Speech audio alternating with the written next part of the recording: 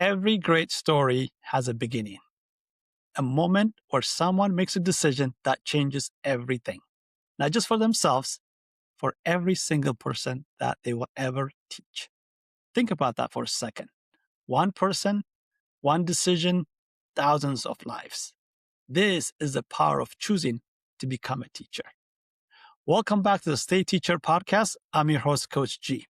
Over our first 4 episodes, we have heard incredible stories, college students answering the call, and brand new teachers stepping into their first classrooms with courage, purpose, and heart. Today, we add another voice into this growing community. My guest today is Cashmere. Cashmere is a brand new teacher, fresh out of her training program, and now she will have her own classroom. Cashmere has been hired as a special education teacher. Special education teacher are some of the most dedicated, most compassionate, and most impactful educators in the entire profession. They show up every single day for the students who need them the most. And Cashmere is stepping into that room with everything she has. Today, we're going to walk through her roots, ROOTS, her reasons, the first R that we're going to talk about for choosing this path, the obstacles, the O. And then the second O is how she overcame some of the challenges, the obstacles. And through all this process, who she's becoming through this experience, the transformation, the T, and why, before she has even had her first day, she is already committed to stay, the S. This episode is for anyone who has ever stood at the beginning of something big and wonder, do I have what it takes? Cashmere's answer will inspire you. Cashmere, welcome to the State Teacher Podcast. Hi, thank you so much for having me.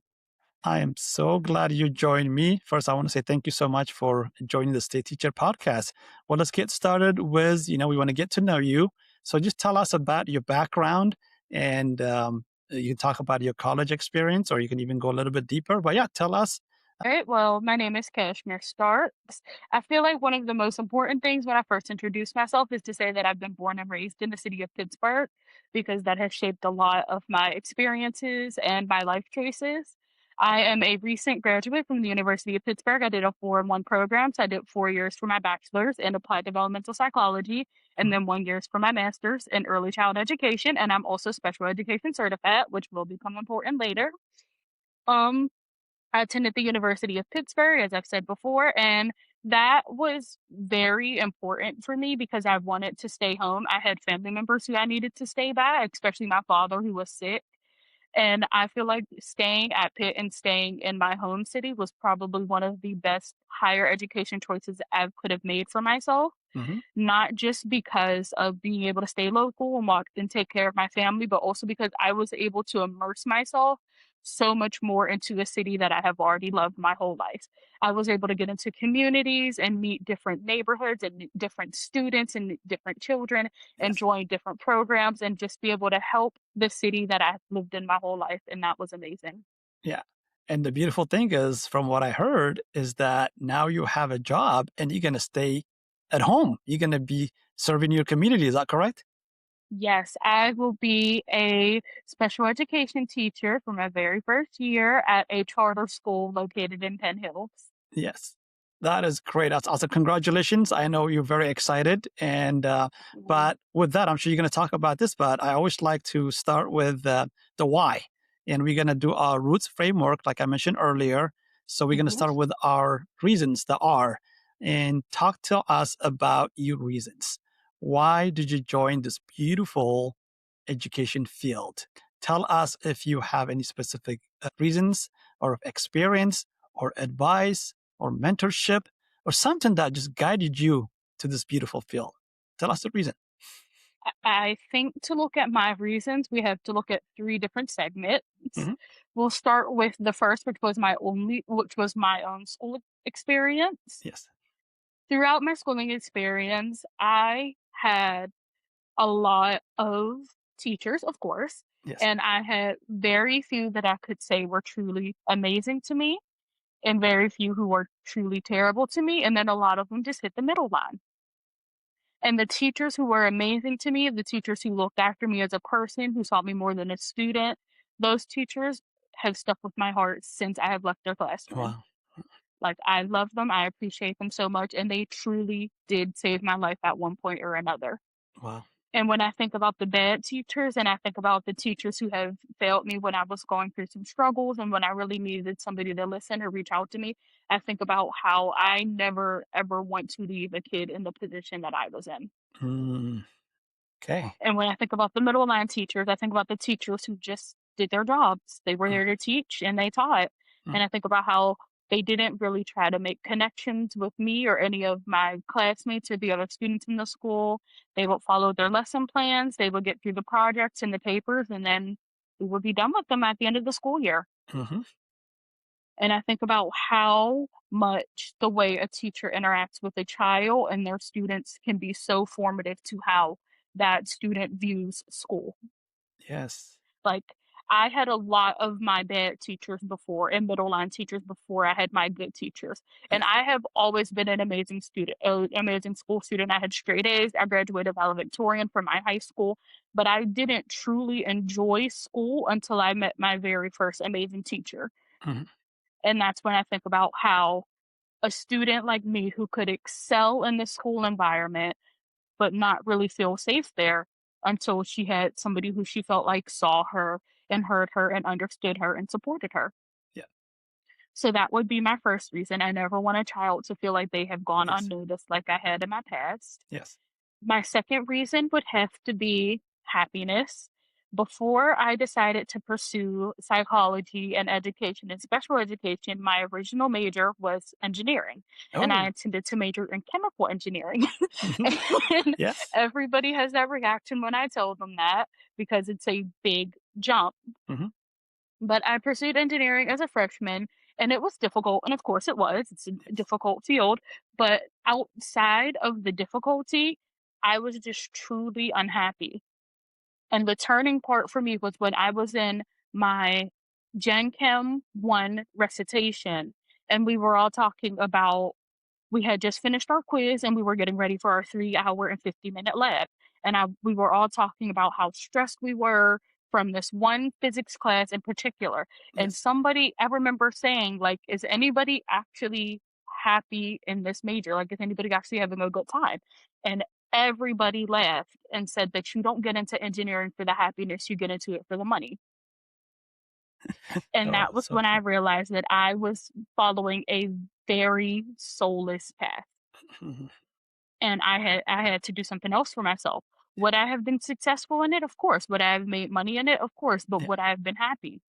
And the fact that I couldn't answer that with a yes told me that it wasn't the path for me. Mhm. So I finished out my freshman year and immediately I transferred into psychology and later I found the CASE program, which is art, special education, and general education dual certification program at Pitt. And I Yes. realized that that was my calling in life. Beautiful, beautiful. I am so curious about this is my passion. Education is my passion, and I love working with teachers.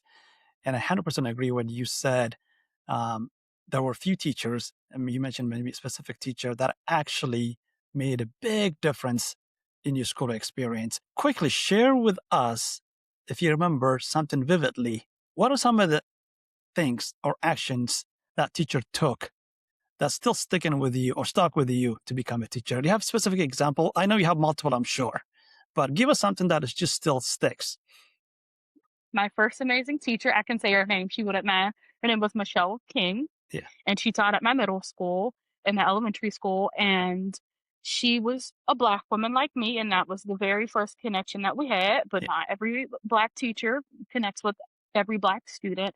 But what was so important for me was that she took the time to look out for the young black girls that in her class and in the grade yes, because the school that I went to was very much predominantly white. I believe it was about 79% white, yes. 7% black, and then the other percentage was others. Mm, And there were very few black girls in the school, let alone individual grades, but mhm, she still took the time to make the time to include things that we would be interested in culturally. yes. and she created avenues for us to connect as Black girls together in this predominantly white space. And she would always tell us, even if you aren't all friends with each other, you have to have each other's backs. Yes. And that was so important to me because that was one of the first time that I was able to connect with multiple people culturally outside of my family. Yes.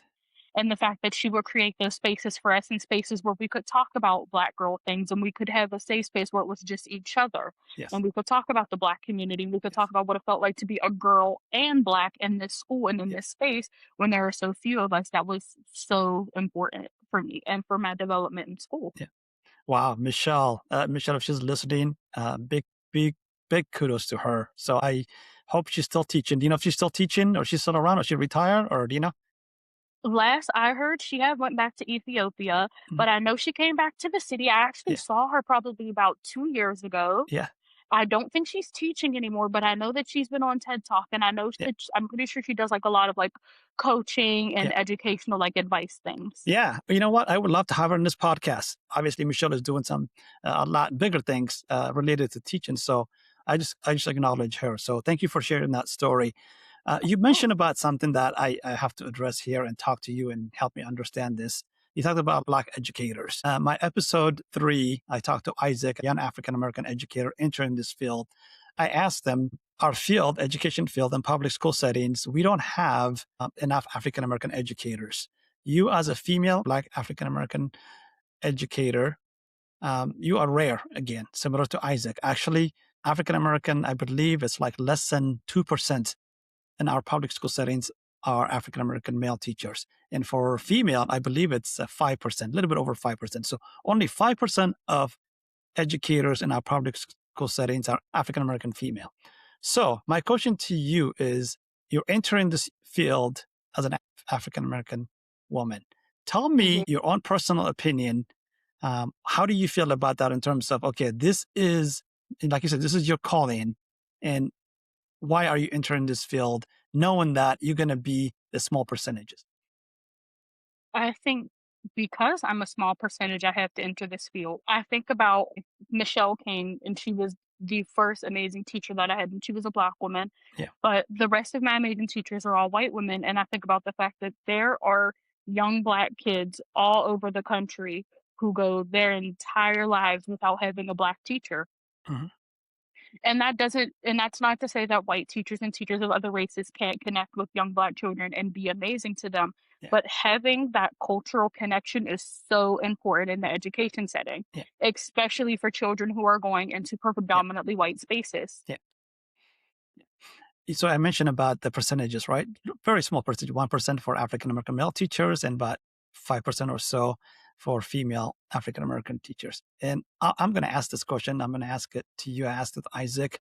Why is it that young African American male not entering the education field? Let's talk about you. For you, let's talk about young African American female teachers. Why don't we have this young African American students not interested in the education field to become a teacher? I think that that one comes back to two big parts. The first one is schooling for young Black girls. A lot of young Black girls end up in conflicts with their teachers, and we can talk about things like adultification and the over sexualization of young Black girls' bodies. But I think truly that a lot of them just do not have good schooling experience when it comes to adult connections. Mhm. A lot of them have good times with their friends and they have these memorable experiences outside of school. But when it comes to the adults that are in front of them, a lot of them just don't feel anything. It's like, yeah, you're my teacher and I have to be there. And that's the end of the connection. That's the end of the relationship. There's no relationship at all. Yes. And I think for a lot of them, it's just not feeling anything towards school in terms of the value of it when it comes to the teacher side. So, of course, you don't want to join a field where you don't get any value from it. And I think another thing with that is also that as a Black woman, we are always told that we have to be twice as good to get half the credit or Mhm. get half as much. Yeah. And I feel like in a field like education, where the job is already thankless in a lot of areas, it is hard to justify to yourself going into this field where you know you are going to be overlooked, where you know you are going to be undervalued. And on top of that, you're a woman, and on top of that, you're Black. Wow, those are pretty powerful. I think I heard so many great things of the why young African American are not entering this field. Similar to what Isaac in episode 3, he talked about experience.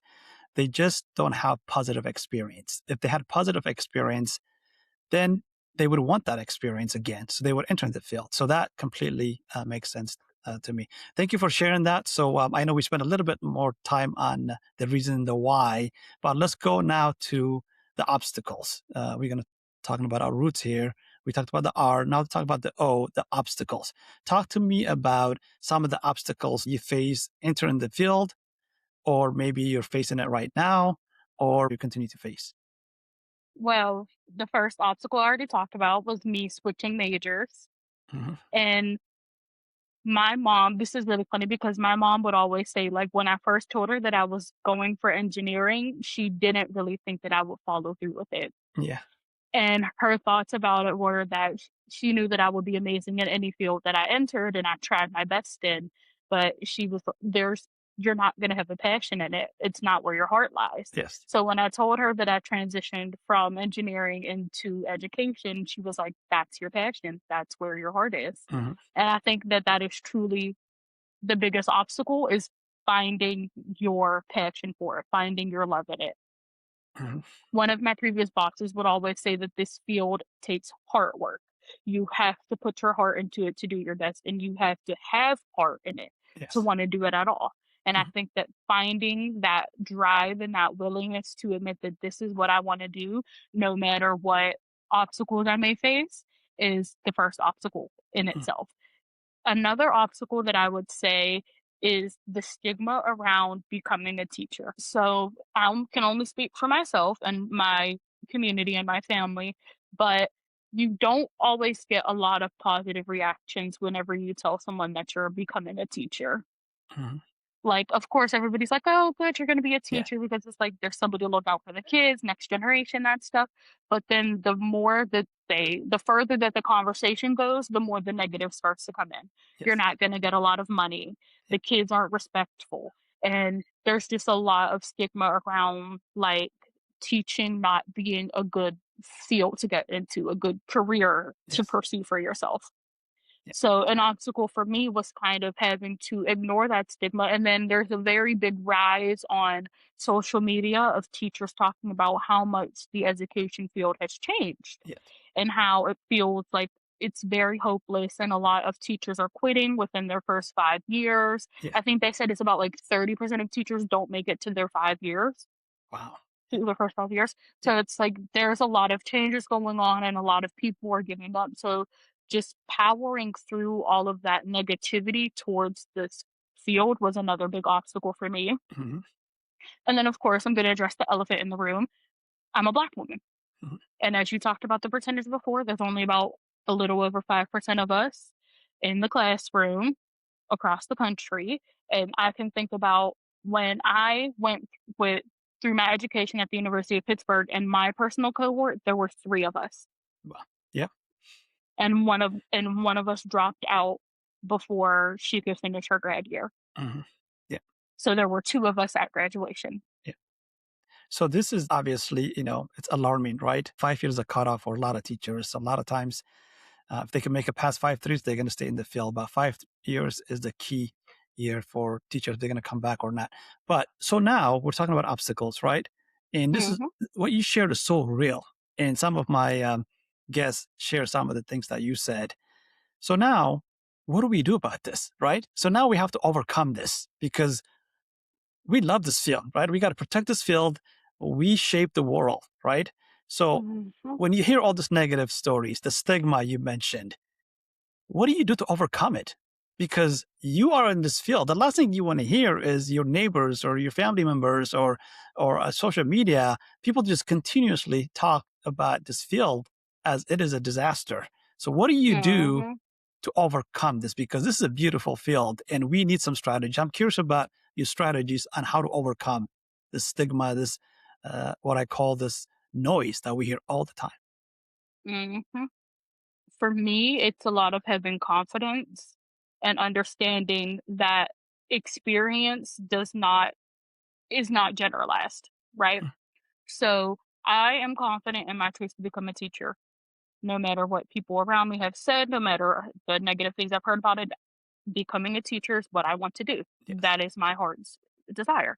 So no matter what people say about it, that's what I'm going to stick with because that's what I want to do. yes, Only I am living my life, and that's important to remember.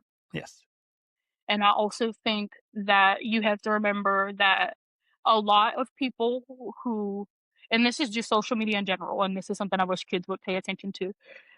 People are going to talk about the bad before the good. yes, So for every 10 videos you see of teachers complaining, you're going to see one video of a teacher enjoying their experience. yes, But that's because negativity sells. yes, Like, you are going to get more reaction, you are going to get more interaction when you're sitting on TikTok complaining about the things that are going wrong in your job yes, than you are when you talk about how much fun you're having. yes, And you can even see this in the discrepancy of views on TikTok. The teachers who are recording their kids and they're complaining about the parents and the yeah, administration, yeah, they're the ones that are getting the tens yeah, and thousands and hundreds and thousands of yeah, likes and comments. And yeah, the teachers who are filming their good days and talking about their positives, they're the ones who are only getting 1,000. yes, yes.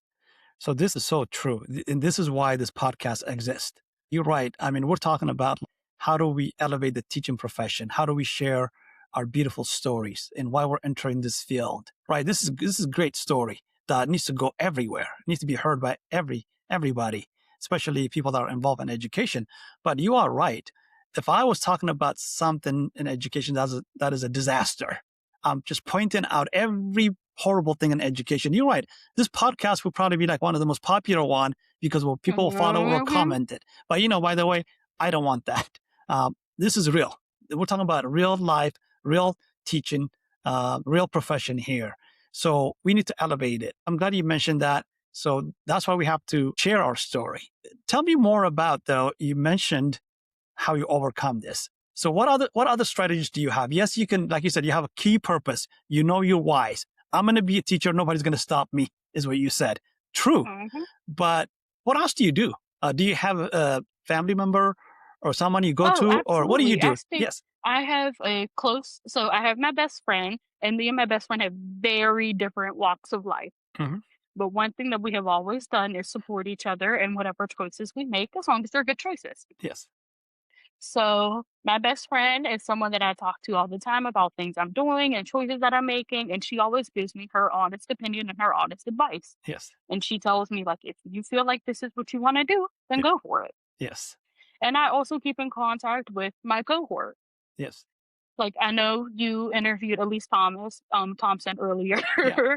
in the podcast. She's a close friend of mine, and I keep in touch with some of my old friends from Yeah. my case cohort. And Yes. just having people who are going through the exact same thing you're going through, Yes. being first year teachers, graduating from the same program, having the summer experiences of being in schools in the Pittsburgh region and outer city region as well is Yes. so important.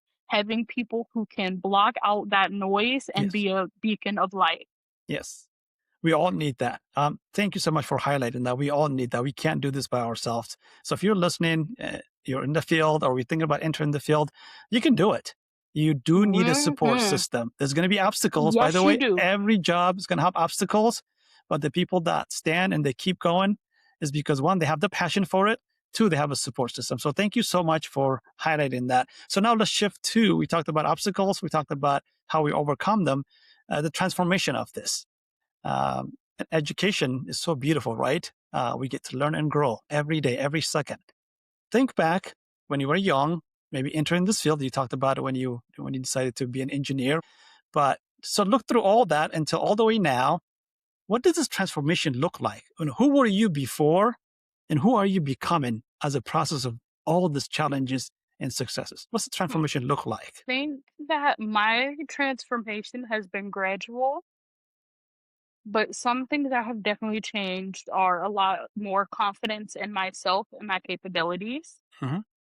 as well as a lot more clarity and understanding of what you truly need to succeed in this field. So I think about how coming in and not knowing exactly what I wanted to do with my life when I came into the University of Pittsburgh as an 18-year-old to now 5 years later knowing exactly what I want to do in my life. Yes. Exactly. And I may go to different schools and my title may change, but I know that I want to be a teacher. Yes. My intention is to start my life as a teacher and retire as a teacher. Yeah. And maybe I move up, maybe I become a principal, maybe I Yeah. join administration, maybe I become an educational coach down the line. But I know I want to stay in education. I Yes. want to help teach and help grow the youth. Yes. You mentioned something that's so important. You said confidence, and that is crucial. And I coach my teachers to build confidence. And the confidence doesn't come by accident, right? You can't just say, "Well, I'm going to be confident about this." It's you have to be prepared. You have to study. You have to learn. You have to grow. You have to ask questions. So I know you do that. Mhm. So confidence is so crucial, but you got to practice it.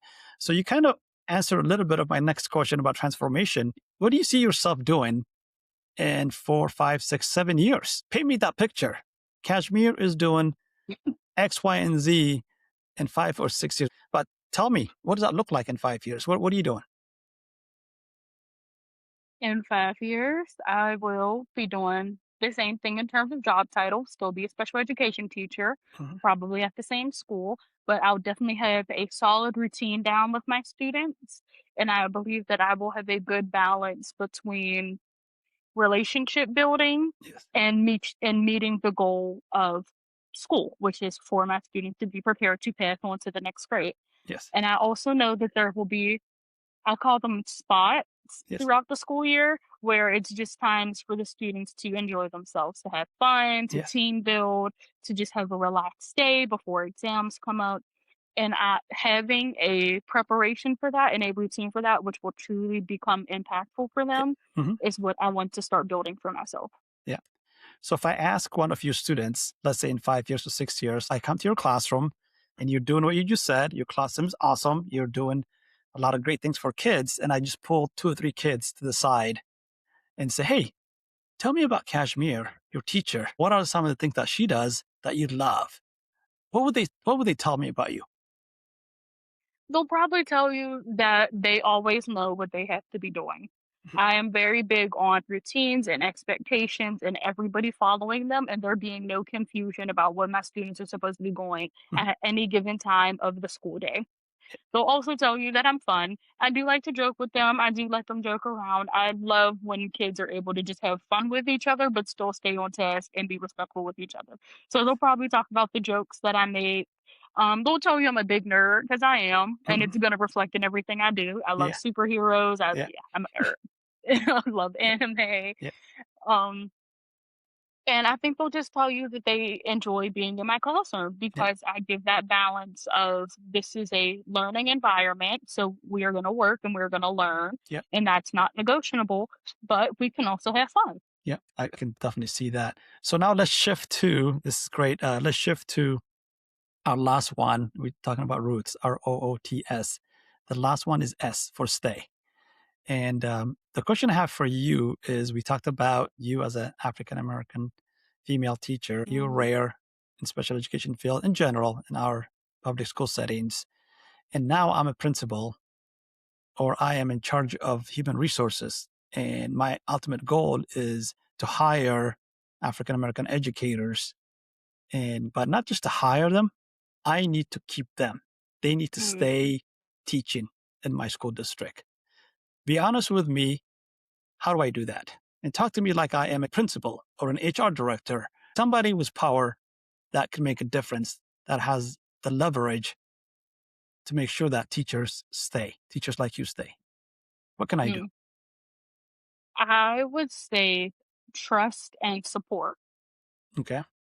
So, and that becomes a different balance for which you lean more on, depending on the position and how many Yeah. years somebody's have been teaching. Because, of course, a first year teacher needs more support than trust. But a teacher who's been in the classroom for 15, 13, 17 years, they need more trust and support at that point. Yes.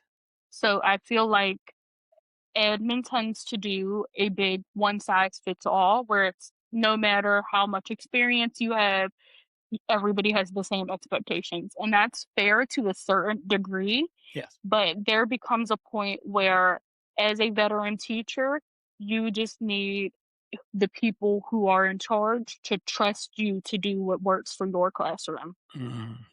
Yes. even if it goes against the norms. Because, of Yeah. course, there are still things that we have to do legally, and there are still things that we have to do for school expectations. Yes. But what works for one group of kids with one teacher may not work for that same group of kids with another teacher. Yes. And every teachers are people, Yeah. right? So every teacher has a different style that they approach teaching and relationship building and maintaining and leading their classroom with. Yes. And I feel like admin has to learn how to trust that as long as it is working for that teacher, it is okay if it goes against the grain a little bit. Yes. But also, I know for a lot of first through fifth year teachers, a lot of them do not feel fully supported. Yes. I've heard a lot of stories about people feeling like they don't get a lot of acknowledgement for the things that they do, or they find out a lot of things last minute that change a lot of what they have planned for the school day or even the week. Mhm. And a lot of teachers feel like they've kind of been just left alone by admin when it comes to things like managing and leading their classroom for the first few years, or Mhm. handling parent contacts and having parents who aren't very receptive to the conversations that need to be had regarding their child or their children. And I feel like if admin can be more supportive in understanding that teachers have to handle a full classroom of children, Yes. and there are some things that just cannot be done Yeah. all within one day. Mhm. So if they can take a little bit of that load, if they can have that conversation with the parent, if they can initiate that contact, if they can take the kid into the office and have a conversation with them so that they can get back to the lesson, and just having those little pockets where I need somebody else to have my back in this moment, I think a lot more teachers would develop the perseverance to stay through those first 5 years. Once you hit year 6, that's when you start focusing more on trust than support. You've made it 5 years, you're in your 6th year, whatever you're doing is working for you and it's working for your students. Yeah. So you mentioned about support, and that is a pretty powerful word that you use in support, right? And as a former administrator, if you tell me I need support, I can interpret that in a different ways, right? So, for example, I need support. So, let's say you need support with classroom management or with to support few students.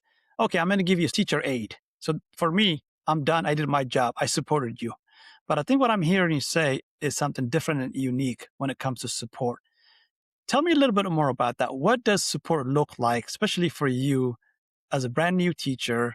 What does that support look like for the first year or even for the second year? Give me some, you don't have to give me multiple examples, but give me like one or two things that can make a big difference with support. I think about how, as a first year teacher, everybody in the classroom is new to this. The students are new to me, I'm new to the school, I'm new to the students. It's a new experience for everybody. Yes. But my students are always going to look to me to have all the answers. They are going to look to me to maintain the routines, to lead the classroom, to do what needs to be done. Yes. But I myself don't have all the answers. So when I think about support, I think about having admin to fall back to when there is something that I don't know how to deal with yet, Hmm. when there's something that I don't know how to answer for a kid. Like I think about, and this is a very heavy example, I think about child line and having to report child abuse. Hmm. And of course, you're taught this, you go through the mandated reporter training, you're taught the steps for handling child line. But how do you handle that when you make the report and nothing changes and your kid is still being hurt? Yes. How do you go to your administration and say, this is what's happening? I've made the reports, I have the documentation, but nothing is changing and this child is still being hurt. Hmm.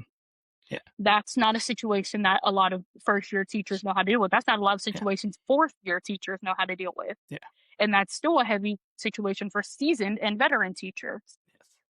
So just thinking about like administration saying, okay, you keep up your documentation and we'll handle the rest. Start taking the next steps to handling the situation. Yeah, you want them to be available, right? You want them to be available, especially for the Yeah. first year, second year for you when you have challenges. You mentioned about some of the example you gave right there. It's pretty serious challenge that teachers face. And a brand new teacher, if Yes. you don't have the support, that could be the end of your career, right? You could be like, I'm done with this. Mhm. I can't wait until May or June. I'm out of here, right? Because that little thing could have been handled better if you had administration support. They were available, is what you're saying. You need them to be present, available to help you go through any challenges. And the example you use is perfectly stated. So the last thing I want to ask you is anything you want to highlight from the Roots framework that I didn't get a chance to ask you, and you just want to share with us anything with Roots framework you want to share. Um, I'll share this for incoming educators when it comes to the transition stage. Mhm. I will say it is going to be, I'll say, interesting going from being Miss or Mr. teacher to also being a 20-year-old.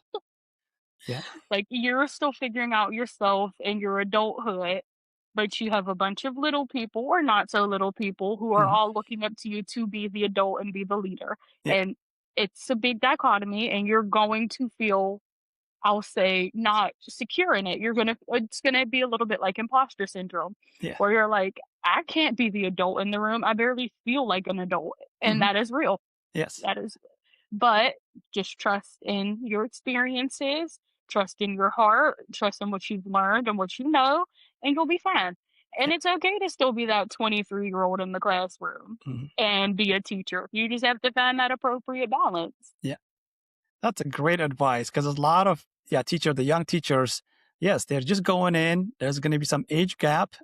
Thank you so much. That's a great advice. Speaking of advice, I was going to ask you this earlier, but I'm going to ask you right now: is if I am an African American female student that is in high school right now, let's say I'm a junior or senior, and I'm thinking about going to college, but I can't decide what to study, what to major. How can you convince me to join the education field? Well, it would have to start with passion. You have to have patience, definitely have to have patience, and you have to be willing to accept that the people that you will be in front of, the children that you will be in front of, are going to have a completely different mindset and perspective than you. And if you're willing to work on those three things, you can excel in the education field Yeah. because you have to think about the fact that children aren't just these bodies that are going to fill our chairs and sit in front of us. They are people. Mhm. So you have to be prepared to deal with a lot of people. Yeah. But it's an impactful career. It's a career that makes a big change in, at the very least, one person's life. And if that's something that you feel like you are willing to do and put in the work for, I say go for it. One thing about teaching is that it will always be rewarding. Yes. It's the most rewarding field in the world. Of course, you and I are biased because we're in that field, right? But it is. I think that's what I would say to a high school student is it's rewarding. You get a chance to impact so many lives throughout your career. We mentioned about, daily, Mhm. weekly, you can make so much difference. So thank you so much. This was great. And first, I just want to say thank you to Kashmir and for her honesty, and thank you for your courage, and thank you for choosing the teaching profession that people need teachers like you. So thank you so much. You have Oh, not thank had your first you. day yet, Kashmir, but after hearing your story today, I have no doubt that your students are getting exactly the teacher they deserve. So you're going to do great, great things. To everyone listening, whether you are an experienced teacher or just starting out like Kashmir, whether today was your best day or your hardest, or whether you are clear of your path or still figuring things out, this podcast is for you. Like I said earlier, we need to share our stories, our journey in this field. So this podcast exists for you. So if this episode moved you, do one thing for us, please. Share it. Send it to another teacher. Send it to a student. Send it to a family member. Send it to anyone who needs to be reminded that the work they do matters. And if you have a story to tell, please reach out to us at stayteacher.com. We want to hear from you. Hopefully, we can have you in our podcast. Until next time, your roots run deep. Stay teacher. Thank you, Kashmir. Thank you.